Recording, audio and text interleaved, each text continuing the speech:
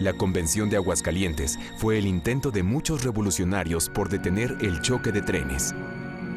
Una tentativa por acallar el discurso de las armas y establecer un acuerdo para construir un nuevo país. Y esta es su historia.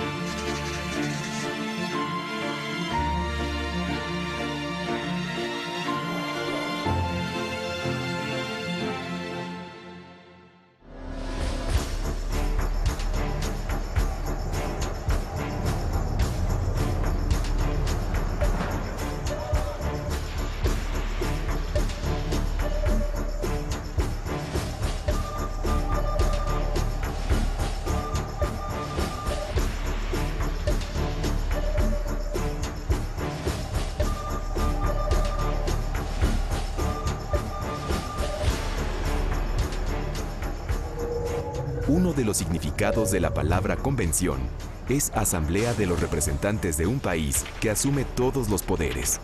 Y esto fue lo que hace 100 años ocurrió en Aguascalientes. Sin embargo, la Convención Soberana, aún en nuestros días, posee diversas interpretaciones históricas. La Convención de Aguascalientes fue una asamblea de las principales corrientes revolucionarias, el villismo, el zapatismo y el constitucionalismo. Surgió como una necesidad después de que estas tres corrientes derrotaron militarmente a Victoriano Huerta y se vio la necesidad de que se reunieran para ver si era posible unificar sus propuestas, formar un gobierno apoyado por todas las corrientes y definir el que debería de ser el programa de reformas sociales, económicas y políticas que estableciera la revolución. La convención es originalmente, en la que se reúnen en Aguascalientes, es un intento de algunos revolucionarios por evitar la guerra civil. Esa es la razón de la convención. Yo prefiero hablar de las convenciones. Son no solamente diferentes por su locación, por su ubicación, son diferentes por su naturaleza y sus objetivos. En lo que casi todos los historiadores están de acuerdo es que la historia de la convención arranca tiempo antes. Quizá cuando muchos de los revolucionarios que habían apoyado a Madero se levantaron en armas tras enterarse de los arteros asesinatos del presidente y su vicepresidente.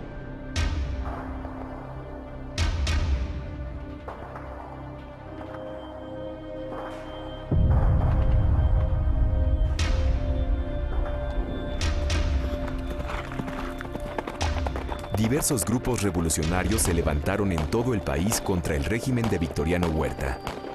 En Coahuila fue Venustiano Carranza quien enarboló el Plan de Guadalupe. Carranza tuvo que huir y refugiarse en el noroeste, al lado del grupo sonorense que encabezaba Álvaro Obregón y que lo aceptó como primer jefe de la revolución. En el norte de México, Francisco Villa volvió a levantarse en armas y, reconociendo el liderazgo de Carranza, creó la División del Norte.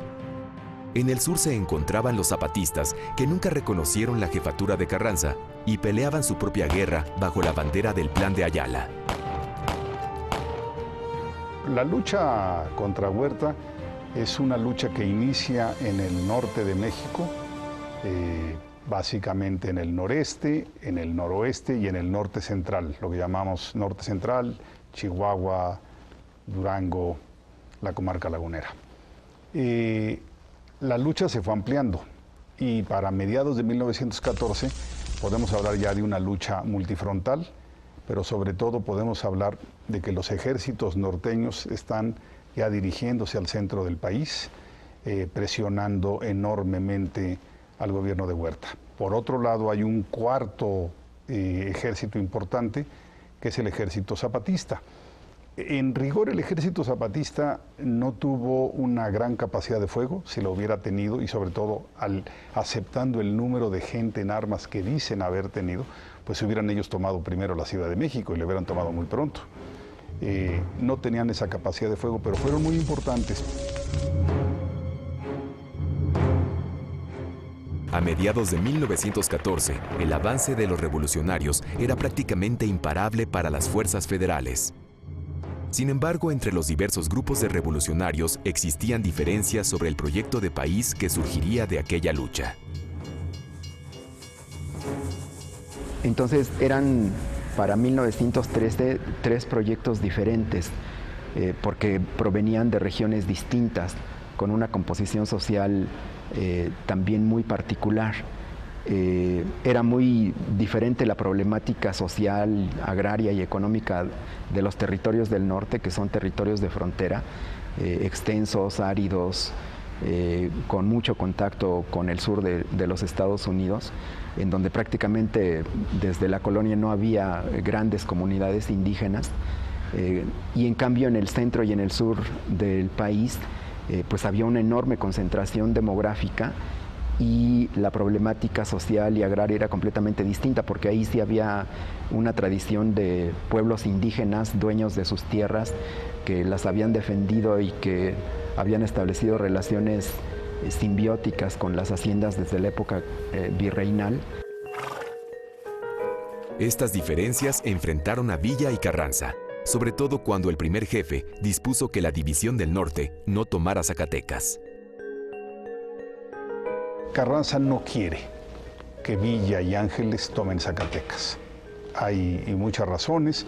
Una, porque tomando Zacatecas ellos tendrían un paso pues prácticamente directo a Ciudad de México, y Carranza no quería que la Ciudad de México fuera tomada por Villa, quería que fuera tomada simultáneamente por Pablo González y Álvaro Obregón. Entonces le pone obstáculos a Villa. La instrucción de Carranza a Villa es: disponga de entre 3,000 y 5,000 hombres suyos, encabezados por José Isabel Robles, para que vayan a ayudar a Pánfilo Natera a tomar Zacatecas. Villa aplica un principio militar elemental y dice: no voy ni a desviarme a Saltillo, ni a entregar 5,000 hombres. Finalmente sí toma Saltillo Villa, no le cuesta ningún trabajo, pero dice: en lugar de enviar 5,000 hombres a Zacatecas, vamos a ir con todo. El principio fundamental, cuando tienes un enemigo poderoso al frente, manda todos tus elementos para tener menos pérdidas, o sea, para realmente arrasar.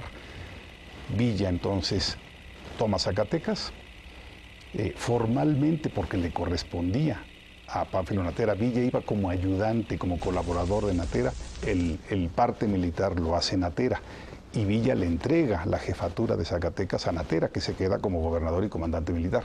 Pero esto no es lo importante. Lo importante es que al tomar Zacatecas, las fuerzas de Villa y Carranza quedan muy distanciadas. Debido a estas diferencias, Villa renunció a la División del Norte, pero sus jefes militares lo mantuvieron en el cargo y desconocieron a Carranza. Para limar asperezas, algunos jefes militares de la División del Noroeste, como Lucio Blanco, propusieron una reunión con la División del Norte. El resultado fue el Pacto de Torreón, firmado el 8 de julio.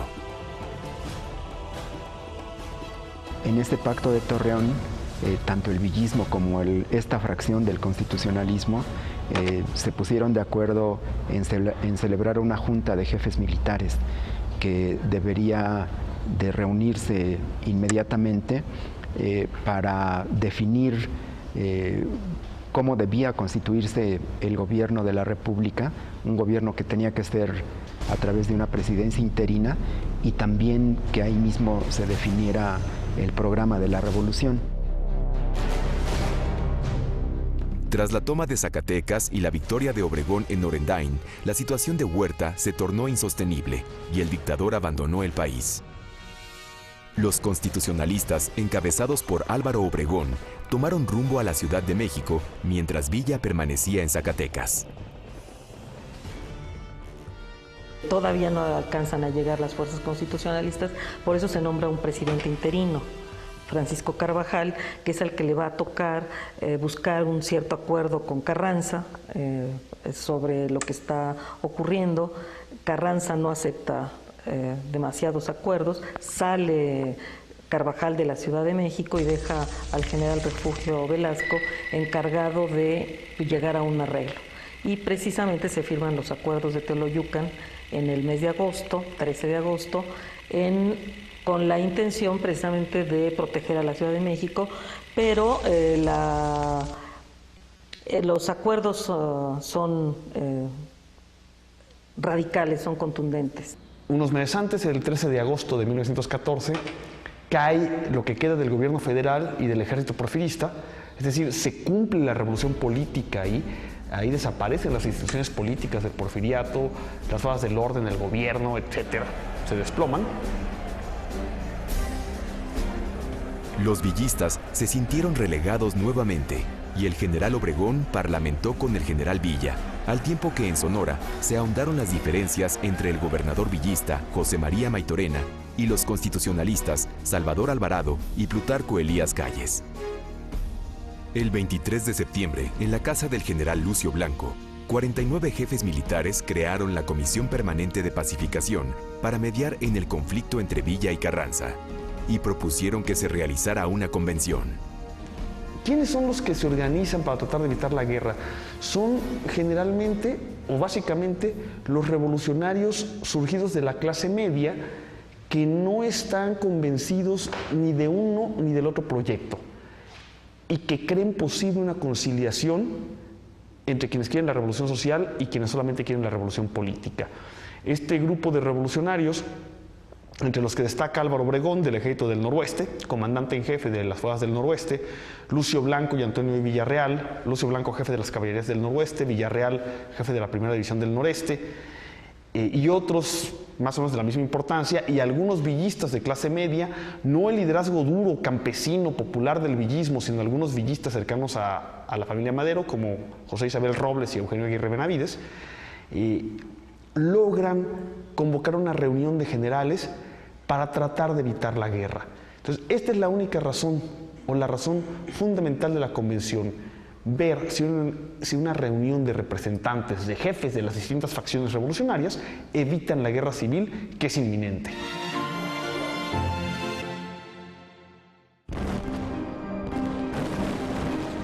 En 1914, una vez derrotadas las fuerzas de Victoriano Huerta, los diferentes grupos que conformaron el movimiento revolucionario, encabezado por el constitucionalismo de Venustiano Carranza, comenzaron a dividirse, pues enarbolaban diversos proyectos nacionales.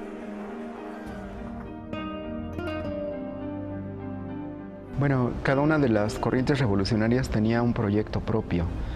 El villismo, el zapatismo y el constitucionalismo habían surgido como movimientos regionales, el villismo en Chihuahua, el constitucionalismo en Coahuila, el zapatismo en Morelos, pero en 1913, en la medida en que lucharon contra Victoriano Huerta, su radio de acción fue creciendo y fueron extendiéndose a otras regiones. El villismo llegó hasta Durango, el constitucionalismo se extendió también hacia Nuevo León y Tamaulipas. Surgió otra corriente regional en Sonora que se afilió al constitucionalismo y que después avanzó hacia Sinaloa también. Entonces prácticamente todo el norte estaba en manos de las corrientes revolucionarias del villismo y del constitucionalismo a finales de 1913. Y el zapatismo de Morelos pudo extenderse y conquistar y controlar completamente el estado de Guerrero, partes de Puebla, partes del Estado de México, partes de Oaxaca y parte del sur del Distrito Federal. Pero los revolucionarios vencedores que ocupan su lugar están divididos por cuestiones personales, políticas, de proyecto, y hay diferencias realmente de fondo. Hay grupos que están ya realizando en la práctica una revolución social, particularmente los villistas en Chihuahua y Durango y los zapatistas en Morelos y Guerrero. Y hay otros que quieren detener claramente ese proceso de revolución social, que no quieren que ocurra una transformación de la estructura de la propiedad ni de las estructuras sociales. Con estos antecedentes, Venustiano Carranza se vio obligado a convocar a una junta, como él le llamó, de jefes constitucionalistas y gobernadores para realizarse en la Ciudad de México el 1 de octubre de 1914.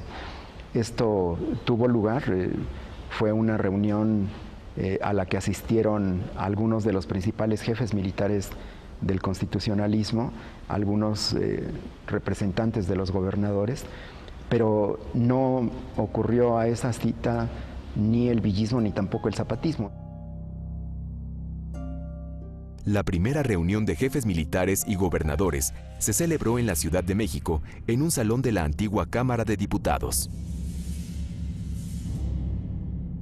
En Ciudad de México entonces discuten durante los primeros días de octubre elementos al interior del carrancismo, del constitucionalismo. La polémica es si pueden llegar a civiles o únicamente militares, como se había pactado en Torreón.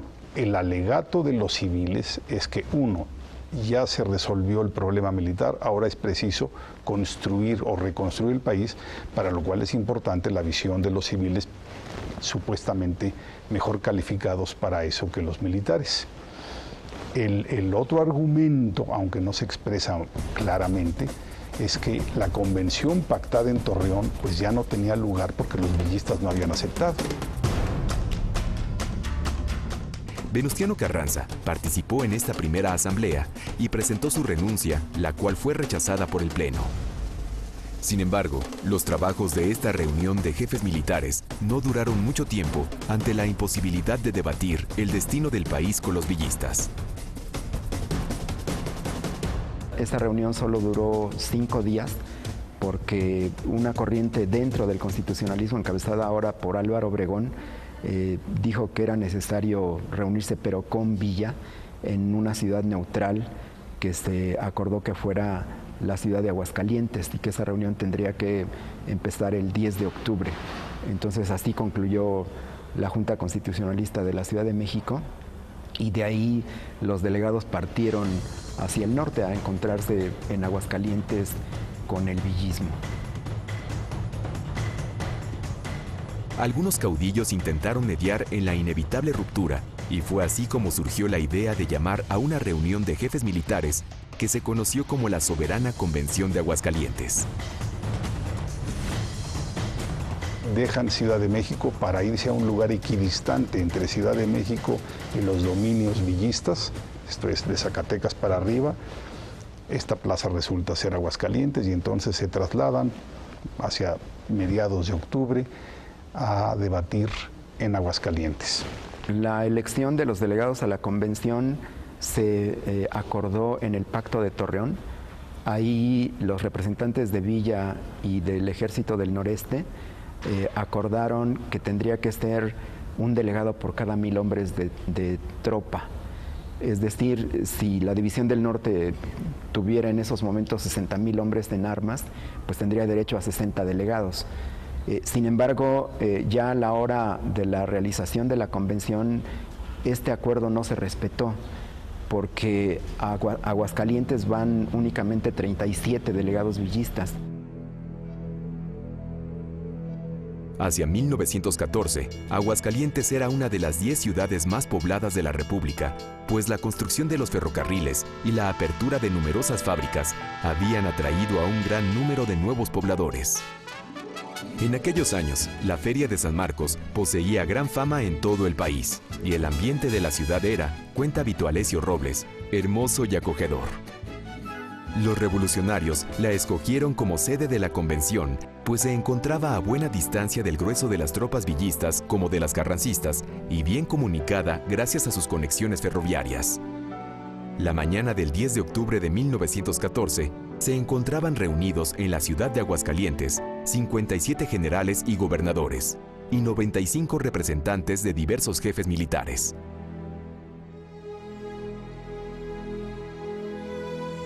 En ese sentido es muy interesante saber quiénes están representados. Por ejemplo, los jefes realmente seguros de que se le van a jugar con Carranza no van a la convención. Envían delegados de segundo o tercer nivel, pero no están presentes ni Pablo González, ni Cándido Aguilar, ni Francisco Cos, ni Cesario Castro, ni Manuel M. Diegues. Si estos jefes duros carrancistas que mandaban además miles de hombres cada uno de ellos, no van. Ellos no le apuestan a eso y están seguros de que va a venir la ruptura. Entonces, en la convención están más bien representados y se escucha más bien la voz de esta tercera línea, de estos terceristas que quieren evitar la guerra, que sí van personalmente y que van a ser finalmente las personalidades más relevantes de la convención. Villarreal, Obregón, Blanco, Eulalio Gutiérrez, y en el lado villista, José Isabel Robles y Eugenio Aguirre Benavides.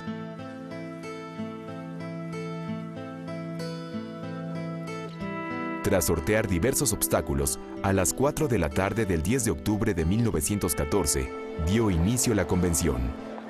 En el escenario se encontraba la mesa directiva y en luneta, los delegados. En una de las plateas estaba la prensa y en el resto de estas, los equipos y escoltas de los generales.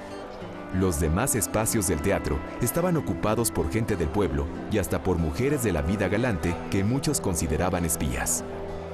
Una de las primeras discusiones fue la acreditación de delegados, actividad de la cual se tardaron 4 días.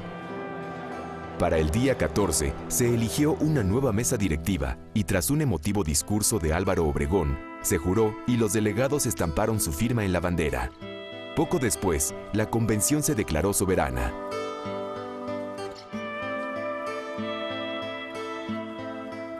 En Aguascalientes todavía no se discuten cuestiones sociales. En Aguascalientes lo que se discute es el concepto de soberanía, si esa convención tiene más legitimidad que Carranza, que el primer jefe. Buena parte de los delegados pensaba que la única manera de lograr acuerdos era haciendo a un lado a Villa, Zapata, González, Carranza y Obregón. Lo que más se discute en el periodo en que la convención está en Aguascalientes es el tema de qué hacer con los caudillos, porque desde el primer día la convención se declara soberana y entonces para hacer efectiva su soberanía, pues tiene que ponerse por encima de los caudillos. Felipe Ángeles, uno de los delegados villistas, pidió que los miembros del Ejército Liberador del Sur participaran en la convención y se envió a una comisión a Morelos con este fin. Mientras tanto, la convención entró en un receso durante el cual los delegados consultaron a sus representados y se establecieron alianzas y compromisos. Y Obregón conoce ahí a los que le van a permitir hacer de su grupo, no ya un grupo sonorense, sino un grupo nacional. Empezando por el presidente de debates de la convención, Antonio I. Villarreal, que sería secretario de Agricultura y Fomento en el gobierno de Obregón. El presidente del Senado de la República en el gobierno de Obregón, que es ni más ni menos que Eulalio Gutiérrez. El hombre que sería el que encabezaría el proyecto más visible, más fructífero del gobierno de Obregón, que es José Vasconcelos. Ahí lo conoce Obregón y Vasconcelos es una personalidad muy relevante en la convención, es quien redacta el documento que asume la soberanía para la convención. Conoce también a Miguel Alessio Robles, que va a ser su secretario particular, y a otros personajes, Antonio Díaz Soto y Gama. Antonio Díaz Soto y Gama, que fundaría el Partido Nacional Agrario, que es el partido político clave para las aspiraciones obregonistas.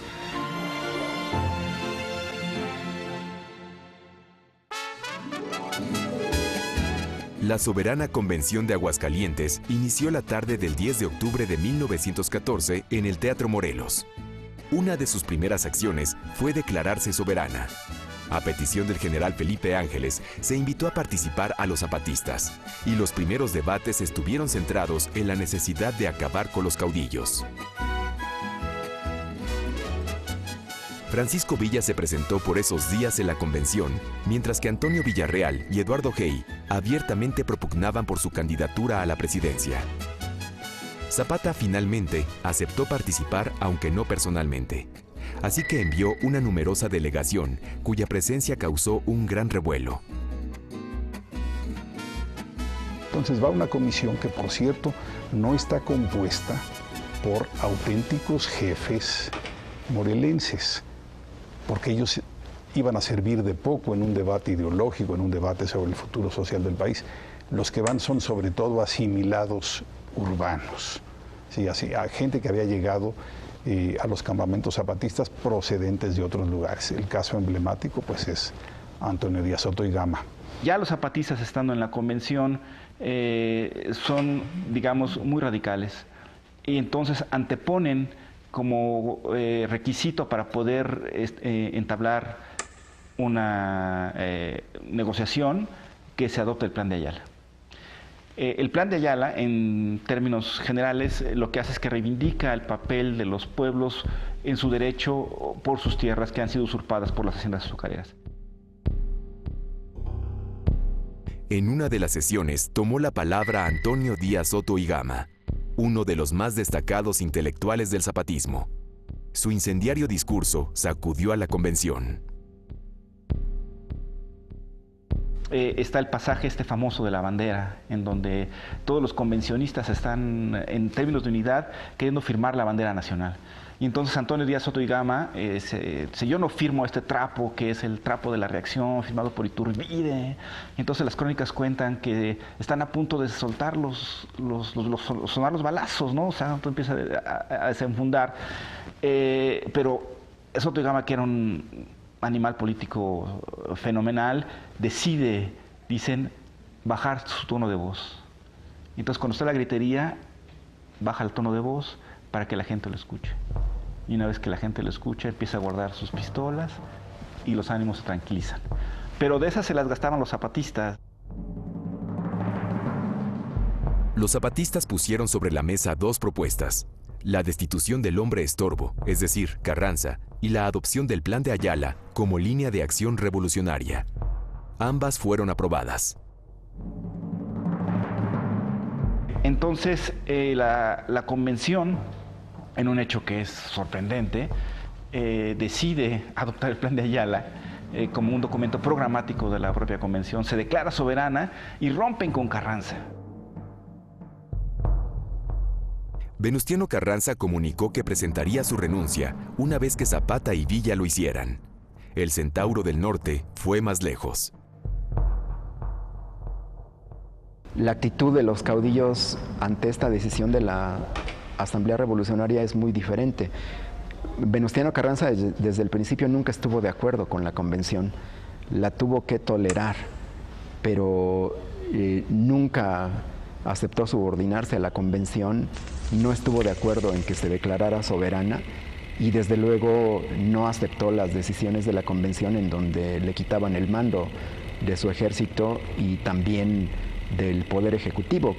La actitud de Villa es muy distinta porque fue el único de los grandes caudillos, de los tres grandes, que fue personalmente a la convención, firmó la bandera nacional, significando con este acto que pues asumía plenamente los acuerdos de la Asamblea Revolucionaria, y cuando la convención decide hacerlo a un lado, pues fue el único de los grandes caudillos que aceptó totalmente esa decisión, y al ver que Carranza no quería acatar la ordenanza de la convención, Villa, en un arranque histriónico, pero yo creo que muy legítimo, no había nada de farsa en esa reacción, propuso que no nada más los quitaran del poder de sus ejércitos, sino que los pasaran por las armas a Carranza y a él, pues que nos fusilen. No solo estoy de acuerdo, sino a Carranza y a mí mátenos. Tras desconocer la autoridad de Carranza, los delegados convencionalistas decidieron elegir a un presidente provisional. Se daba por hecho que Antonio Villarreal era el indicado, pero los zapatistas no lo veían con buenos ojos. Así que la designación recayó sobre Eulalio Gutiérrez. En el último momento, incluso cuando ya se va a pasar a la votación, el constitucionalismo tenía mayoría evidente. Incluso sumados los villistas y los zapatistas, eran más los delegados constitucionalistas. Entonces, si votaban en bloque, iban a ganar porque tenían mayoría en la Asamblea. Cuando se iba a pasar a la votación, como Villarreal ya daba por seguro su triunfo, salió de la Asamblea y se fue a su hotel a cambiar para ponerse la banda presidencial. Y mientras él esté arreglándose en su hotel, pues los zapatistas dicen que ellos no están de acuerdo con Villarreal y que ellos vetan su candidatura. Pues eso no lo esperaban los constitucionalistas. Álvaro Obregón no contaba con eso. Y ante el veto zapatista y que los villistas apoyan Zapata en esa postura, pues se saca de la manga una candidatura al vapor. Eulalio no era el candidato de nadie. Surge como una medida emergente de Álvaro Obregón ante el veto zapatista para Antonio Villarreal. Y así Eulalio es nombrado presidente de la República por la convención. Pero esta decisión provoca la fractura de la convención, porque pues se les cayó el plan que habían armado los constitucionalistas desde el principio. Carranza, quien mantenía fuertes diferencias con los convencionalistas, desconoció los acuerdos que estos habían tomado, aunque lo que ocurría en ese momento era el choque de dos formas de concebir a la revolución que condujo a la guerra civil. Es una cuestión de fondo. Hay una revolución social en marcha y Carranza no quiere una revolución social. En Chihuahua, en Durango, en Morelos, en Guerrero, se ha expropiado a los hacendados y se está repartiendo la tierra. ¿Qué más quieres que eso? Y Carranza no lo quiere. Carranza va a hacer todo lo posible por impedirlo. Una vez consumada la ruptura, Carranza salió de la Ciudad de México y encontró refugio en el puerto de Veracruz, recientemente liberado por los estadounidenses.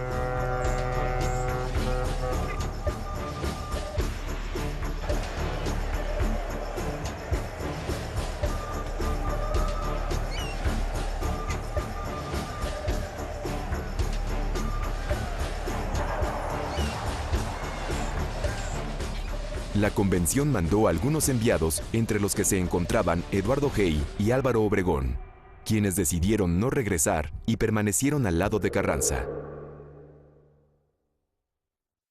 Y Álvaro Obregón va hasta Veracruz a reunirse con Carranza, a decirle que pues bueno, la convención ya decidió hacerlo a un lado y que ha nombrado a Eulalio Gutiérrez.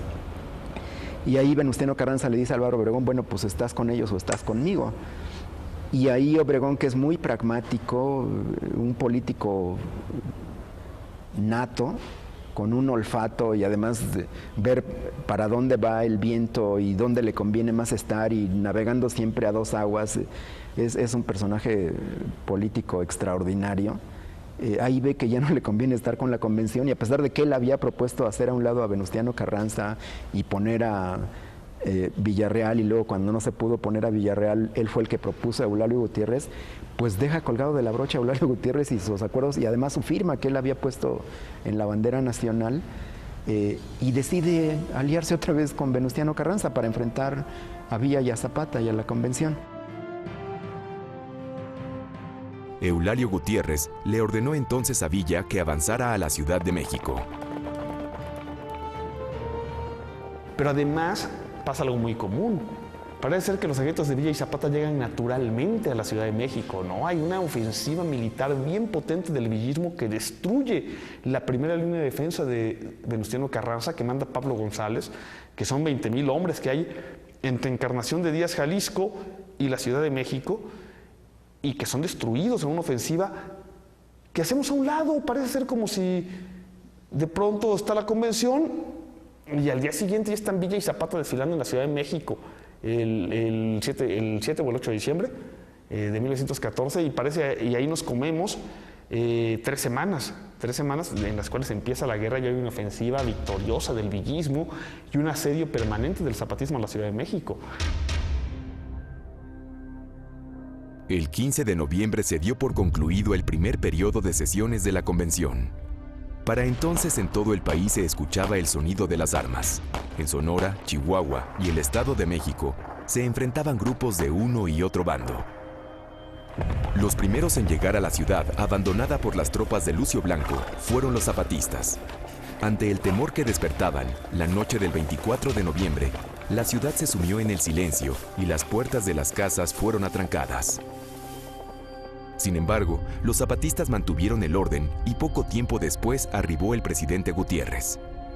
Y al comenzar diciembre, Villa y Zapata se reunieron en Xochimilco y posteriormente hicieron una entrada triunfal en la ciudad. En toda la revolución, me parece, no hay un momento más sublime que el encuentro de Pancho Villa y Emiliano Zapata en Xochimilco, ¿no? Es uno de los momentos cumbres de la revolución. Es la reunión de dos personajes emblemáticos, además de las masas populares, y es la ocupación del pueblo de la ciudad, ¿no? Entonces, su importancia emblemática es fundamental para la Revolución Mexicana. Está la famosa entrevista, ¿no? Villa Zapata, que está transcrita y en donde se puede escuchar el diálogo entre Zapata y Villa, de cómo se expresan dos personajes que son surgidos del pueblo y que encarnan a las dos facciones populares más importantes de la Revolución. La llegada de Villa y Zapata ya es parte de la guerra civil. Para algunos es el momento culminante de la Revolución Campesina en términos simbólicos. Para mi maestro Adolfo Gili o para mi maestro Arnaldo Córdoba, que acaba de fallecer, este evento, la entrada de Villa y Zapata a la ciudad, es el momento culminante en términos simbólicos de la Revolución Popular, pero es parte de una guerra que ya está en marcha. Una guerra, insisto, que enfrenta dos proyectos contrapuestos.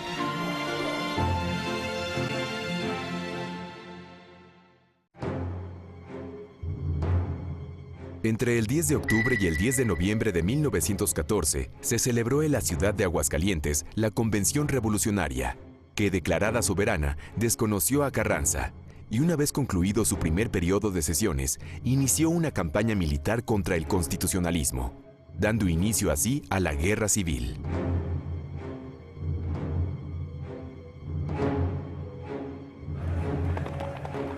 El desfile del 6 de diciembre fue el momento cumbre de los ejércitos populares en la lucha revolucionaria en México. Luego, todo se sumió en una maraña de contradicciones.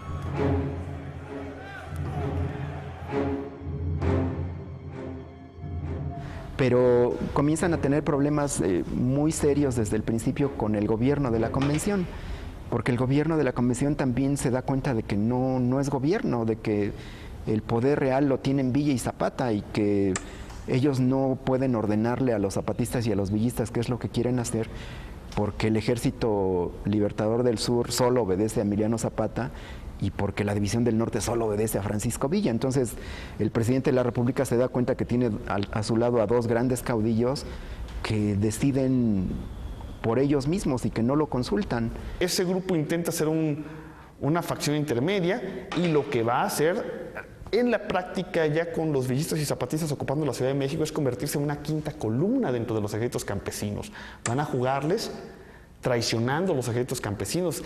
Los testimonios de dos hombres que están muy cerca y que luego escribirían sobre eso, José Vasconcelos, que es secretario de Instrucción Pública de Eulalio Gutiérrez, y a quien le llamaban el canciller de Gutiérrez, porque era así como una especie de primer ministro sin cartera, y Martín Luis Guzmán, que es el secretario particular de José Isabel Robles, lo cuentan de manera muy precisa. Eulalio Gutiérrez había perdido la base constitucionalista que le permitió convertirse en presidente y lidiaba contra el poder de villistas y zapatistas. Su autoridad era punto menos que decorativa. Y Eulalio Gutiérrez se queda incluso sin su gente. La gente de Eulalio se queda a las órdenes de su hermano Luis Gutiérrez, que también se pliega al carrancismo. Entonces no tienen fuerza militar y la poca fuerza que tienen es la de los villistas que se alían con ellos. Sobre todo Eugenio Aguirre Benavides y Mateo Almanza, y es lo poco que tienen. Y cuando intentan jugar por su propia cuenta, se caen en el vacío. No tienen nada, no representan a nadie todavía. El 12 de diciembre, Carranza publicó un decreto en el que adicionaba diversas propuestas sociales al Plan de Guadalupe, y el 6 de enero promulgó su ley agraria. En la capital, las diferencias entre Gutiérrez y los villistas y zapatistas eran insostenibles. El 16 de enero, el presidente huyó junto con parte de su gabinete. Eulalio Gutiérrez es presidente de la República, pero tiene que salir por la cocina de Palacio Nacional porque Villa lo quiere aprender y fusilar. Entonces sale y se lleva además todo el dinero del gobierno de la República y huye hacia el norte. Y se elige entonces a un segundo presidente de la convención, que es Roque González Garza, que era el representante personal de Francisco Villa un delegado muy hábil, que había sido maderista, que había sido diputado en la 26 legislatura, muy cercano a Madero, y que se hizo también muy cercano después a Francisco Villa. Él fue presidente de la convención, más que presidente de la convención, fue más bien encargado del poder ejecutivo. En realidad lo que hay en términos administrativos y económicos son dos gobiernos distintos. El gobierno villista en Chihuahua, que es un triunvirato ejecutivo formado por Miguel Díaz Lombardo, Francisco Escudero y el doctor Luis de la Garza Cárdenas, y el gobierno real del zapatismo en Morelos, encabezado en persona por Emiliano Zapata, y Pancho Villa como una especie de dictador militar por encima de este gobierno ejecutivo del villismo, y sobre todo como gran conductor de la guerra. Aun cuando las circunstancias no eran las mejores para la convención, esta continuó sesionando para definir su proyecto político. Mientras tanto, en el centro del país, ocurrieron las cruentas y decisivas batallas que definieron el futuro de la nación. Pues Villa se está enfrentando a Obregón en el Bajío, y ahí es donde realmente se decide no solamente el destino de la convención, sino el destino de la Revolución Mexicana.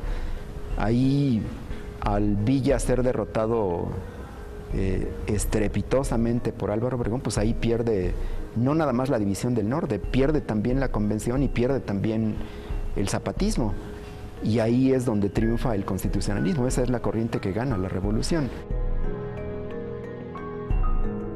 Una de las explicaciones del triunfo constitucionalista fue su conformación. Los constitucionalistas descienden al centro de México, ya sea desde el noreste o desde el noroeste. Entran en contacto con los rancheros de Querétaro, entran en contacto con las poblaciones indígenas o mestizas del centro de México, luego se van hacia Veracruz y entran en contacto con las poblaciones fabriles de Tlaxcala, de Orizaba, del mismo Veracruz, y entonces adquieren, digamos, una complejidad social mucho más grande. En cambio, los villistas no establecen alianzas sociales fuera de sus contingentes, de su componente social original. Tampoco lo hacen los zapatistas, no establecen alianzas ni con obreros ni con clases medias. Entonces se van a quedar como dos grupos socialmente digamos, homogéneos entre ellos, pero sin una alianza heterogénea con otros sectores sociales. Tras diversos desencuentros con los zapatistas, Roque González Garza fue destituido.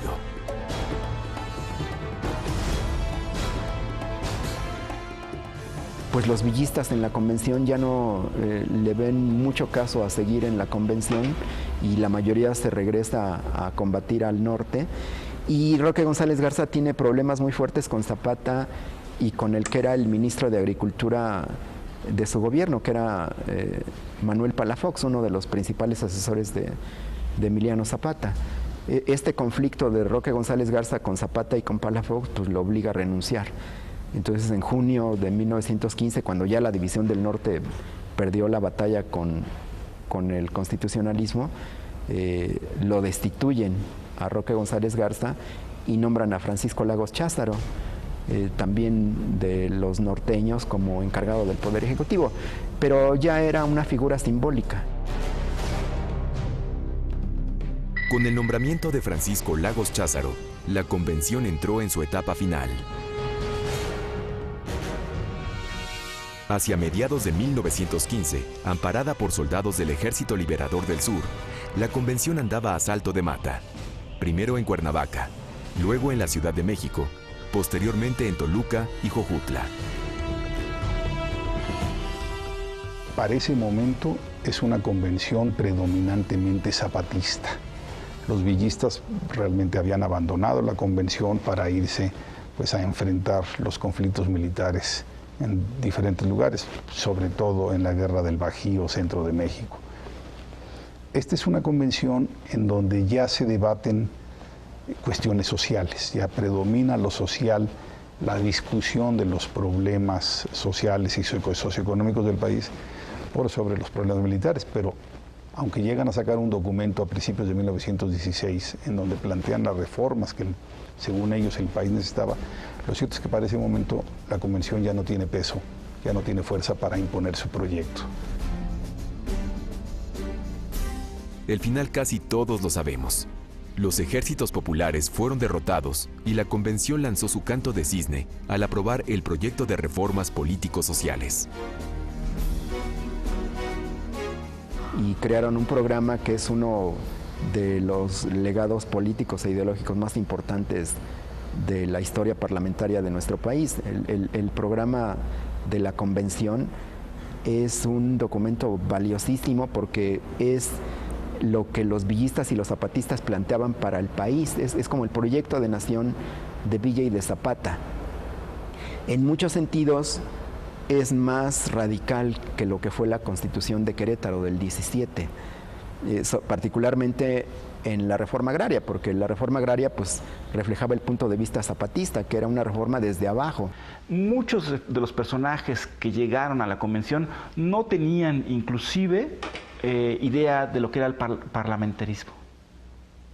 Entonces, imaginemos que toda esta gente que viene de diversas trincheras, personajes que son como Otilio Montaño, que es un profesor, como Vaca Calderón, que es obrero, como Soto y Gama, que es abogado, que ha estado en las lides del anarquismo, ¿no? Álvaro Obregón, que es un pequeño agricultor de Sonora, ¿no? Todos estos personajes que ponen su mejor voluntad para que puedan salir las cosas, eso en sí mismo para mí es un gran logro, ¿no? Entonces, no, yo creo que no podemos verlo como un fracaso. Entonces, me parece que la convención habría que verla como un paso más en la construcción del México que va a ser la Revolución Mexicana.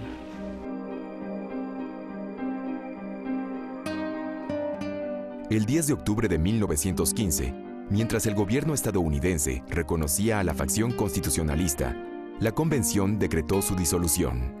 Su historia había terminado. Quizá por lo que pudo ser y no fue, la soberana Convención de Aguascalientes acabó por determinar el rumbo de la Revolución Mexicana. Es cierto que no pudo evitar el ya inevitable choque de facciones que condujo a la guerra civil, pero su tentativa es un ejemplo que forma parte, sin duda, de nuestra herencia histórica.